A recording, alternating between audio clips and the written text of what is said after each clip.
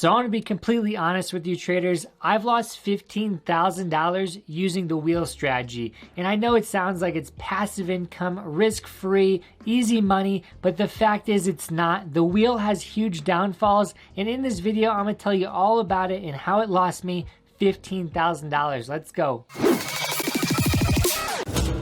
So if you don't know what the wheel is, here's a quick overview. It's been considered the easiest passive income strategy, and while there's a lot of myths with that statement, it also could be true if done correctly. So in this video, we'll talk about how to avoid the downfalls to create that easy passive income, because the wheel is powerful if you know how to use it. I make all the mistakes firsthand, so I'm going to teach them to you in this video, like that $15,000 loss we're going to talk about. But as you know, you start the wheel by selling a put option, and that put option is out of the money. So if it stays out of the money, you collect the full income. And then the next week, you do it again. But if it ever gets exercised or assigned, you have to buy 100 shares of the stock. So now you own 100 shares because the stock dropped underneath your strike price and you own the shares now. Now you can do covered calls. So again, passive income, you own the shares. And now what you do is you sell an option above the strike price, or the price the current stock is trading at.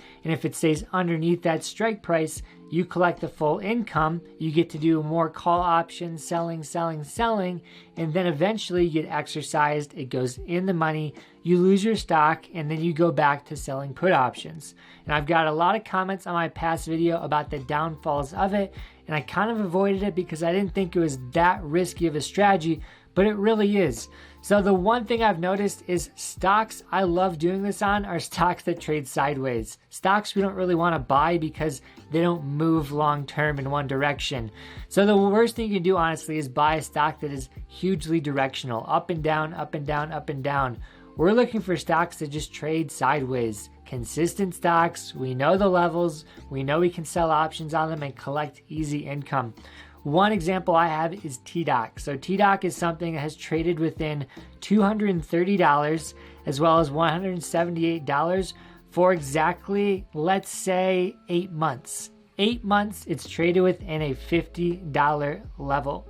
And knowing this, I know the level and I know where to pick it up. I also know where to sell. So this allows me to be able to use the wheel effectively. So this one stock I haven't lost money on. I actually run the wheel on this weekly to collect easy income. So this is one example of something that works using the wheel. Here's an example of something I got screwed on, lost about $8,000. DraftKings. So DraftKings, as you know, went from about $50 all the way up to $60, then back down to $30, and then back up to $50.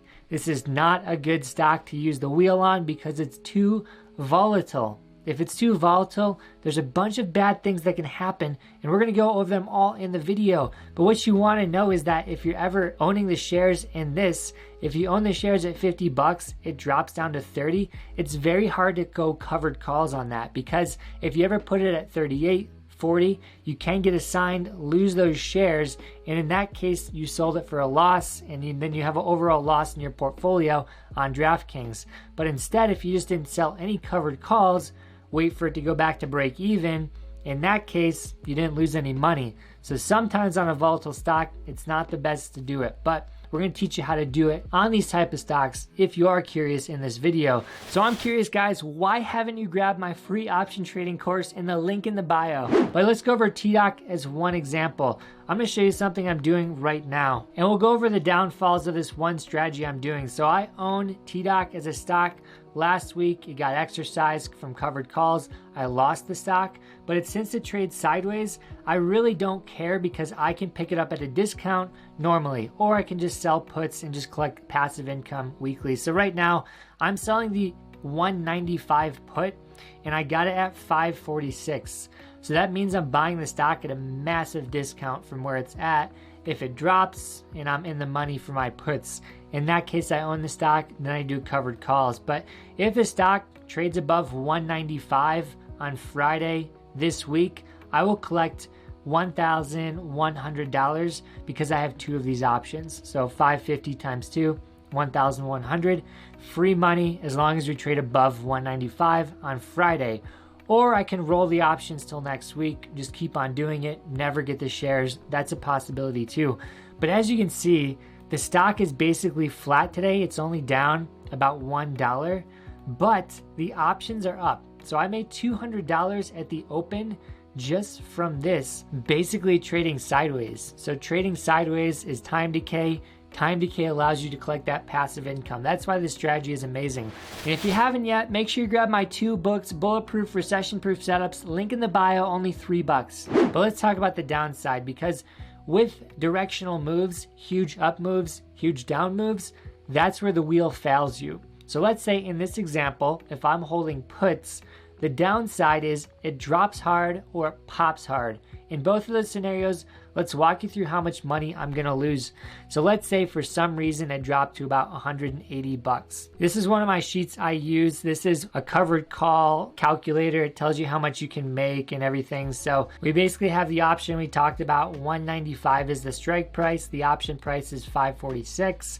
And again, that means if the stock drops under 195, I have to buy the shares. It basically means I'm getting the shares at this price here, 189. So although the strike price is the same as the actual price of the stock, I'm still getting a discount if I had to buy the shares on TDOC because of all that premium. All that premium goes into my account if I ever get exercised on this. The option seller gets to collect the premium, which means I'm getting the stock at a 2.8% discount. So if TDOC drops to $180, this is what happens. I have to pick up the shares at 195, and it means I got it at 189 if we include the premium discount, which also means I've lost 5% on the stock just from this move dropping lower. So again, if you have puts, it can always go past your strike price and you can lose a lot more because you have to buy it at the higher price. So the downside is large directional moves down, unfortunately, make you lose less because you have to buy it at a higher price. And then the downside here, something not many people talk about, is if you own it at a lower price and you're down, whenever you're selling call options above, you can always get exercised and then lose the stock and then be down on the overall total position, total lifetime of trading the stock. So what you want to do is this one strategy I've started to perfect is if the stock has dropped, if it's continuing to drop violently, you can keep selling calls, sell calls, sell calls, sell calls, because if it drops down to like 160, 150, in that case, those premiums on the calls are going to go down dramatically. You're going to be able to collect that full premium within 1 day sometimes, or within a couple hours. So again, if it's dropping dramatically, sell calls. It's one of my best strategies if I own the stock and I don't want to let it go. The other strategy is if it is dropping and it bottoms, that's where you want to kind of stop selling calls and wait for the pops in the market. Because if you're owning it at a price less than the strike price of a call you're selling, you could lose money on this, and that's not what we want to do for this passive income strategy.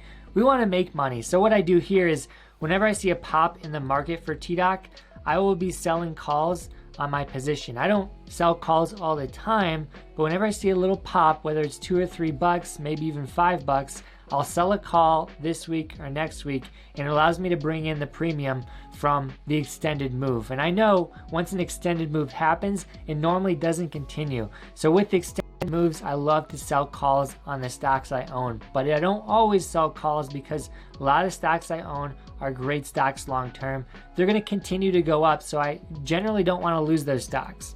And if you don't want to lose your stocks, don't sell calls every single day. So that's scenario number one. Hard move down, we lose money. Here's the other scenario. When you're selling a put option, you don't own the stock. So the problem is, so if this stock gets bought out for $400 and you own the puts, the most you'll make is 2.8%. 2.8%, not that great. If the stock gets bought out for 100% return, you're going to wish you actually own the stock. So the downside of selling put options is you miss the total upside. If there's a massive move, you won't make a lot of money because you're capped. You're capped at whatever you sold your strike price premium at. 2.8% is not as good as 100. So again, if you can find great stocks, hold them long term, and be patient, it's much better than doing the wheel. For you to make up 100% in a stock with the wheel, it would take you roughly 2 to 3 years, maybe even 5 depending on which stocks you're using. So again, be careful what you're giving up when you're selling call options or put options. the opportunity could be huge with the right stocks. Now let's talk about the next two scenarios, the downfalls, the myths of the wheel being the easiest passive income strategy. These are related to the covered calls scenario. So those were the cash secured puts, the two ways it could go wrong. Now we'll do covered calls, two ways it can go wrong. Number one, you own the stock and you're selling calls on it. Very similar to the buyout scenario. If the strike price for our option was 210, let's say the premium at this was about 130, maybe even 250.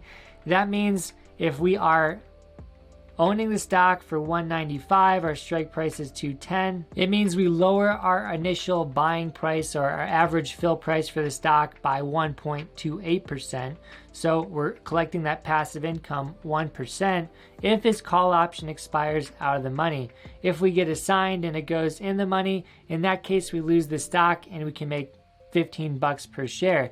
But the problem is, traders, that this option has unlimited upside. And because we're selling it, we have unlimited upside to lose, and we cap our stock because of that. So in this scenario I told you about before, the $400 buyout, if TDOC gets bought out for that amount, again, we're missing that huge upside of 100%, because if we pass $210 for the stock, that's the price we have to sell it at. So with an amazing company that could get bought out, if you're selling calls on that company and you miss the news and it pops right through your strike price and soars to 400 bucks, you're going to have to sell the stock at 210, and you're going to wish you never did covered calls, because again, 1% or 100%, it's going to take you 100 weeks to make that up, unfortunately, which is a lot of weeks. That's 2 years. So the biggest downfall is having a huge move to the upside when you own the stock and you're doing covered calls. Now let's talk about the opposite scenario, the downside with covered calls. If you have the stock and own covered calls, if the stock drops dramatically, here's what can happen. So let's say TDOC goes to about $160, which is a massive drop from here. So in this scenario, if we drop to 160 bucks, our stock is down 16%, and we're still creating that covered call income, because that covered call on the drop is going to go basically to zero, down like 95%. So we're going to make tons of money from that.